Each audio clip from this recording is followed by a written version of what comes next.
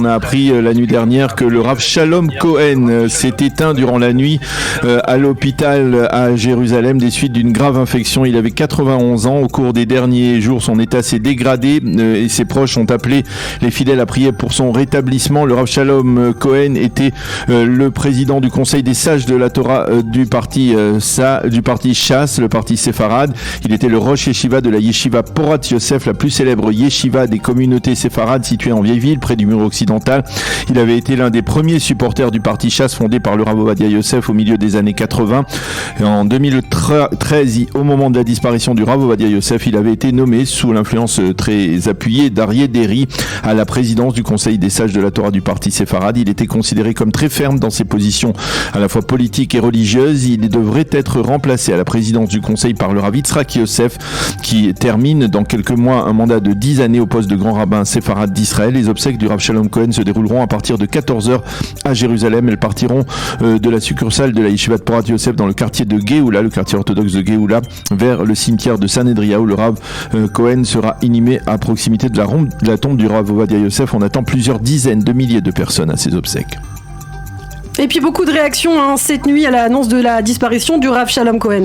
Oui, et justement, c'est le grand rabbin séfarade et Rishon LeZion, le Rav Yitzhak Yosef, qui a publié un communiqué de deuil. Le Rav Shalom Cohen a écrit: le Rav Yitzhak Yosef était un homme de vérité, un géant imprégné de qualité. C'était le leader de cette génération. Le Rav Yosef a affirmé que c'était une mitzvah, un commandement de participer aux obsèques du Rav Cohen, qui a enseigné à des générations de jeunes et qui a restauré le prestige, a-t-il dit, du monde séfarade. Quant au président du parti Shas, Aryeh Deri, il a déclaré: le cœur brisé de douleur nous annonçant la disparition de notre génération. Malheur à la génération qui a perdu son leader et au bateau qui a perdu son capitaine. Fin de citation. Sur le plan sécuritaire, le chef du Shin Bet s'est rendu hier au Caire pour tenter d'apaiser le mécontentement des autorités égyptiennes. Effectivement, Tomer Bar s'était entretenu hier au Caire avec son vis-à-vis égyptien Abbas Kamel. Ce dernier lui a fait part de son mécontentement et de celui du président Assisi. Motif de ce mécontentement: pour obtenir du djihad islamique un cessez-le-feu au moment de l'opération Aurore, les Égyptiens avaient pris l'engagement de tout faire pour persuader Israël de libérer Bassam el-Saadi, le leader du djihad islamique en Judée-Samarie, dont la capture par Israël, je vous le rappelle, avait entraîné l'opération Aurore au début du mois d'août. De même, le président Assisi avait demandé à Yair Lapid de réduire l'activité sécuritaire d'Israël dans les territoires. Or, peu après, Tzahal avait justement éliminé un autre terroriste du djihad, El Nabloussi. Tomer Bar a donc voulu clarifier ses points en litige avec ses interlocuteurs égyptiens.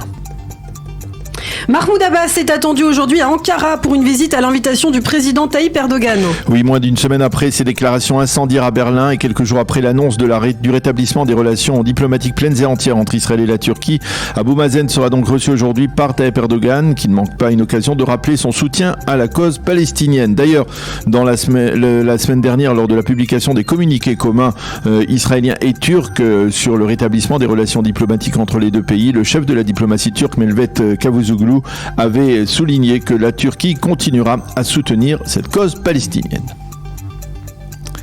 Politique avec la composition de la liste du parti Esprit sioniste. Et il s'agit du fameux parti qui est conduit par Ayelet Shaked. On connaît désormais celui qui sera placé au 3e rang de cette liste après Shaked elle-même et après Yoaz Hendel.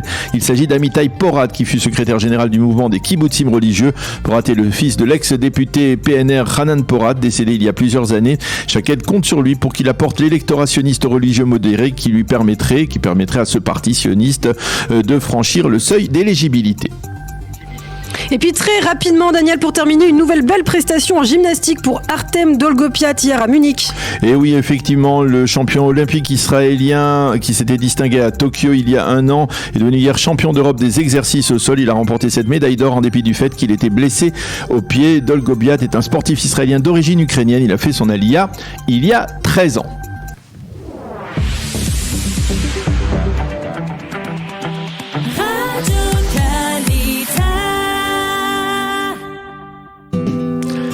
La météo pour compléter ce premier journal d'information. Le temps sera ensoleillé. Il fera 29 degrés aujourd'hui à Jérusalem, 30 à Tel Aviv et 41 degrés à Eilat.